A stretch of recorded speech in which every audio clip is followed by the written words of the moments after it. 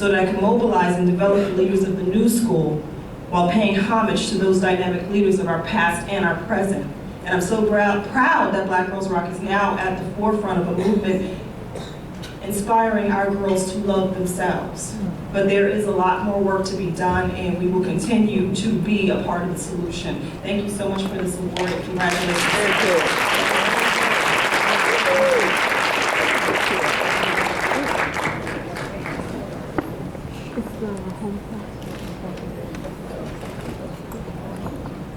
I just have to say one quick thing. We have an incredible summer camp, a 2-week camp that we do at Columbia University. The applications are up right now, and the deadline is April 16th. If you have girls in your life that are between the ages of 13 and 17, please have them apply. It's an incredible camp. It's free tuition, and it's intense. We get girls from all around the world.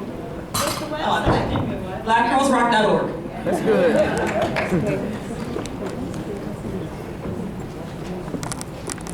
So next up, we are going to invite the Reverend Dr. Elaine Flake to come and join to present our next honoree with her award.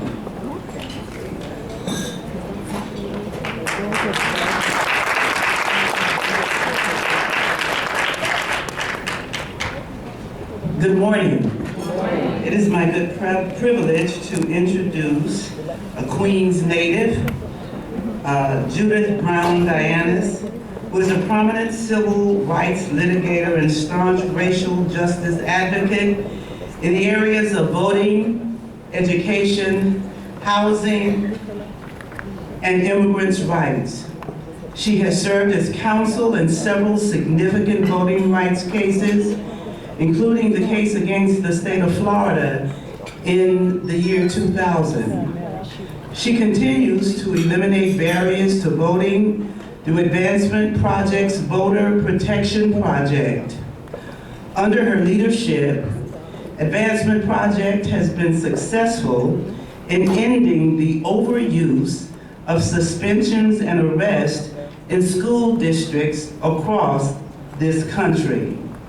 Ms. Dianis has authored groundbreaking reports on this issue, including Opportunity Suspended and Derailed, the Schoolhouse to Jailhouse Track, examining the undue criminalization of students by their schools. Please join me, ladies and gentlemen, in welcoming this year's 2014 Woman of Power honoree, Judith Brown Dianis. Yeah.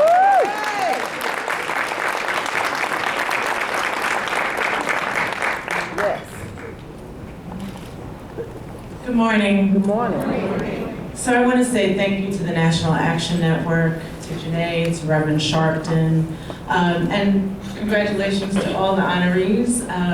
You do incredible work, and for some of us, like Alexis, it's a wonderful thing to work with you.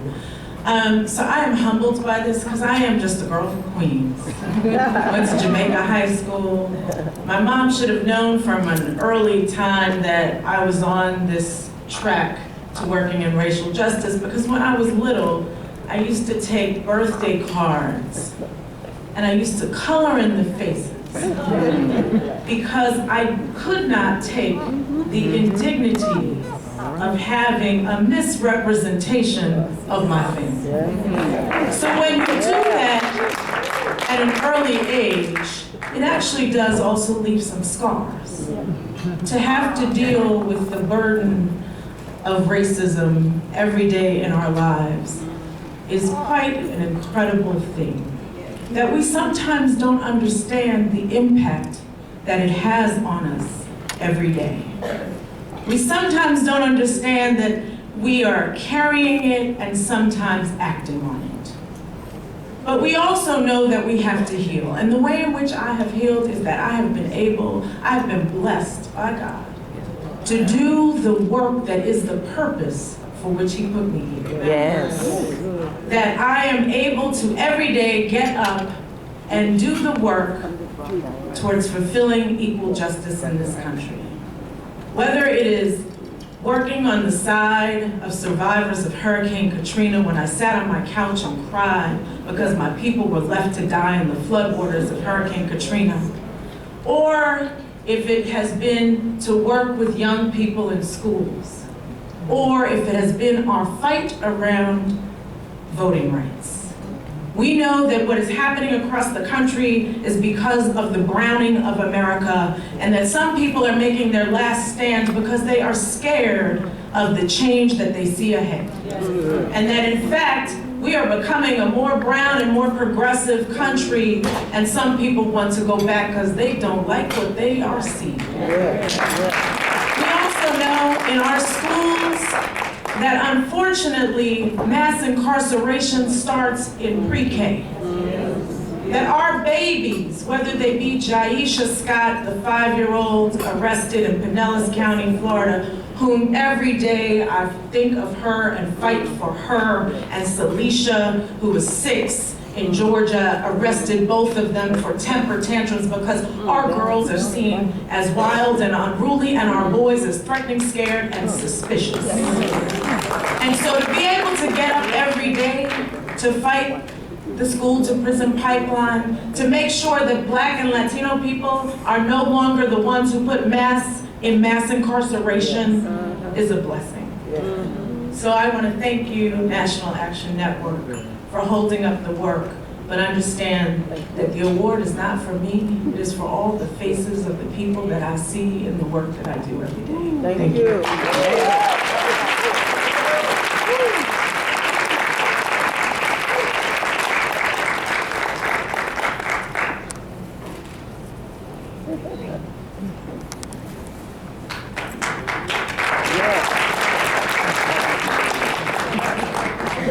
At this time, I'm going to bring up another one of our honorees from last year, along with Dr. Flake.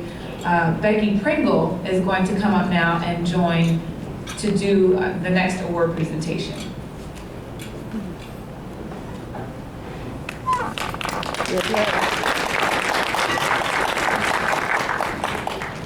Thank you, Janae.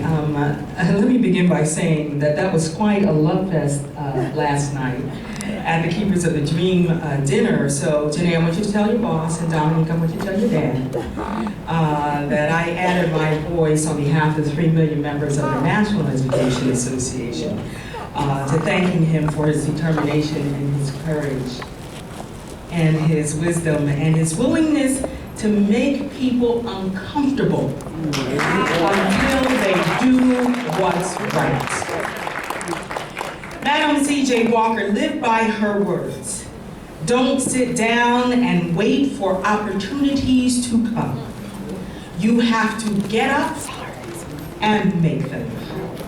That philosophy of life still must especially be true for women.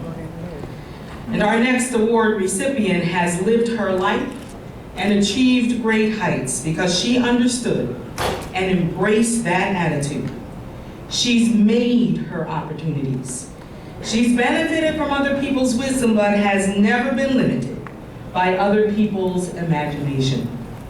Alexis McGill Johnson is the Executive Director of American Values Institute, a consortium of researchers, educators, and social justice advocates whose work analyzes the role of implicit bias and racial anxiety.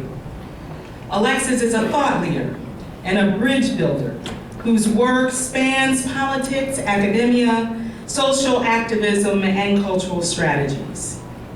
She worked closely with the NEA on an initiative she launched, Vote or Die, an effort that was designed to educate and motivate and empower young voters.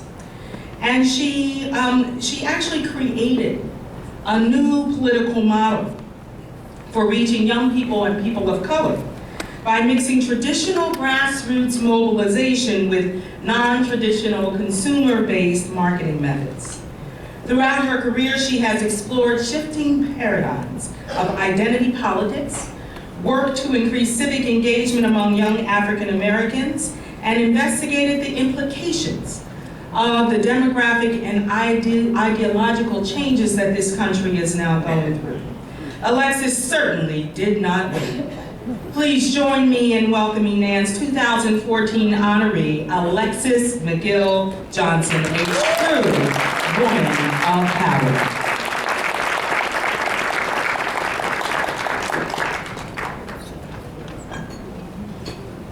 Thank you so much for that amazing introduction, and thank you to the National Action Network. Thank you to my dear friend and mentor, Reverend Sharpton, who I have to say has always supported and developed women as leaders in this movement. Whatever space we held, he always made sure that we are empowered and that we're sitting at the right tables, that we're sitting at the grown-up tables where the decisions are being made. And Marva Smalls and all the color girls who personally stood with me and helped me develop over the years. It's been amazing.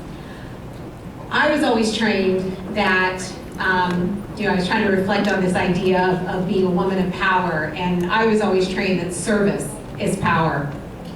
Like many of you, I came into my service in the movement honestly.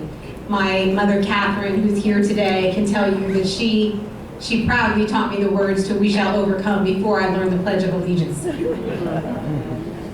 And I thought today that because the theme is transforming our world to improve the world for our daughters, that I would talk a little bit about the service, the current service that I'm doing as chair of the National Board Chair of Planned Parenthood Federation of America. Because to me, I've always been a race woman. I've always been someone who's been fighting the civil rights, carrying on the struggle for civil rights. I never thought I would be a leader in the reproductive rights movement. It wasn't my issue growing up. But some of you may remember a billboard. It was here in New York City, I know it's around the country, that has the most beautiful young black child's face on it. And the words say, "The most dangerous place for an African American is in the womb." Well, I saw that billboard one day, and I got so mad that I just wanted to fight. I believe that leadership comes from everyday experiences. And when I saw that billboard, I felt like not only was it an assault on me and my sisters and my daughters and my girlfriends, I felt like it was a fight that was unbelievably familiar. And I started digging into what was happening to women around this country. And I started hearing about what politicians in Texas and Ohio and North Carolina and Georgia were doing to roll back basic access to health care for our sisters, to deny basic access to contraception, to let their constituents suffer simply because they hated our president so much that they didn't want to expand Medicaid, to give them basic service. It made me want to fight because I realized that this is the same strategy that brought us poll taxes and literacy tests 50 years ago. That is the kind of commitment that we fight. When I saw the Supreme Court gut key protections under the Voting Rights Act last year, I saw it become harder and harder to vote in the same places where women are facing the greatest obstacles in getting the health care that they need. It makes the work that we're doing across those states much harder because we need political support, we need engagement. That is what makes me want to fight. And when I see our generation debate whether or not we should be leaning in or opting out without any understanding of the basic rights that undergird that, right? The right to control our bodies, the right to have a minimum wage, these are the things that make me want to fight. What I've learned most from Reverend Sharpton and all of my mentors in this movement is that we have to accept the fact that this movement is never going to be settled. Never going to be settled. And when I hear people say, I thought we fought that 50 years ago, why are we still relitigating things? But that's the point. Movements are never settled. They're always contested. They're always litigated. They're always being relitigated. And as my sister Judy Brown Dianis just said, when people are afraid, when people are fearful, when people are living with that anxiety, it's going to make them fight even harder. I say we need to tell our children that not only is nothing ever settled, we need to be letting them know we will never forget. We need to be saying to them, not on our watch. My big sister, Mignon Moore, who's also a supporter of this work, always reminds me that the line for leadership is short. We always have to be ready when the call comes, because we may not have time to think about it. We may have to just jump in. But I am so proud that the bench, particularly when I look at this room, that the bench is deep, because our sisterhood is so strong.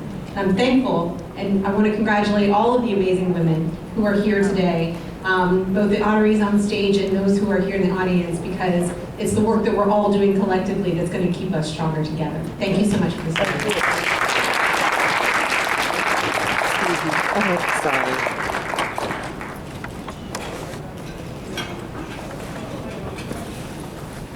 All right, you guys tired yet? No, we definitely want to give our attention to our esteemed honorees, so we're going to move right along. The next honoree, Miss Shola Lynch. Shola Lynch is an award-winning American filmmaker who burst onto the scene in 2004 with the Peabody Award, winning a documentary about Congresswoman Shirley Chisholm's run for president in 1972. Her eagerly anticipated second feature documentary, Free Angela and All Political Prisoners, is a first-hand account of the events that thrust Angela Davis into the national spotlight, from a young college professor to a fugitive on the FBI's 10 most wanted list. The film premiered at the Toronto International Film Festival. Code Black and Lionsgate distributed the critically acclaimed documentary in theaters last April. Now, available on DVD and digital download, the documentary broadcast on BET and recently won a 2014 NAACP Image Award for Excellence. Please join me in welcoming this year's 2014 Women of Power honoree, Ms. Shola Lynch.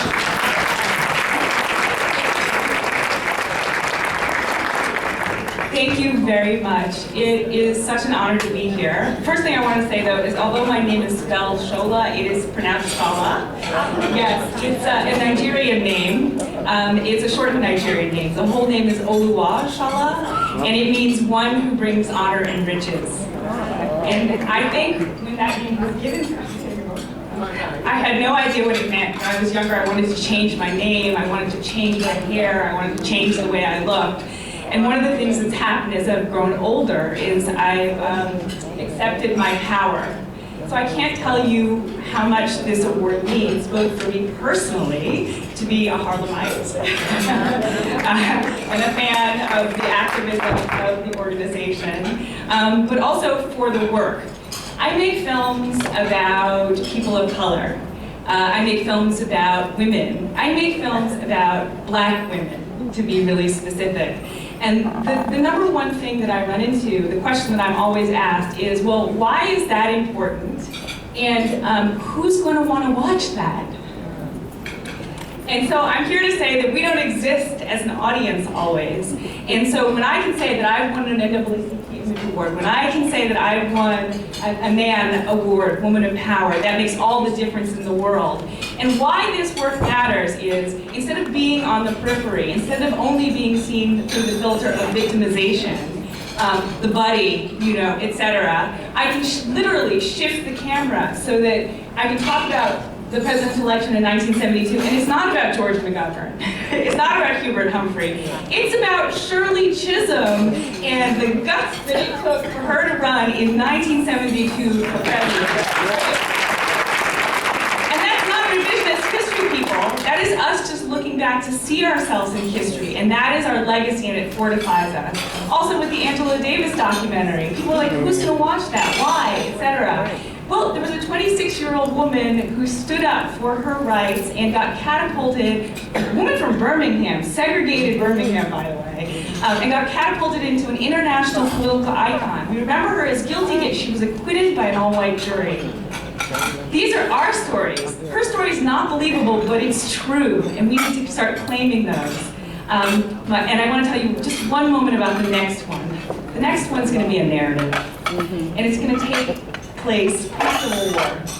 And it's about a woman who commandeered herself, left her free husband, and her family, against their wishes, commandeered herself north. And not only did she stay north, she decided she was going to go back over and over and over again to save hundreds of people. She was a freedom fighter. She is an action heroine. Her name is Harriet Tubman. Think about her. So my work is about reclaiming our story.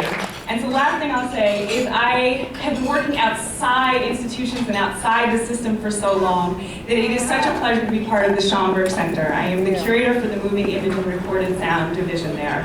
And that whole center, you know, I've discovered what white privilege means because I now have black privilege. My stories are non-negotiable every day, every day. And I get to help build the collection of evidence that says we have been here in every decade, in every moment, in every time. And we don't have to have a chip on our shoulders. We have proof of our agency, our activism, our nuance, and our power. So thank you very much. And I am so honored to be with all the women on this panel, many of whom have supported, well, I have to say BET Network supported Free Angela. So we need executives on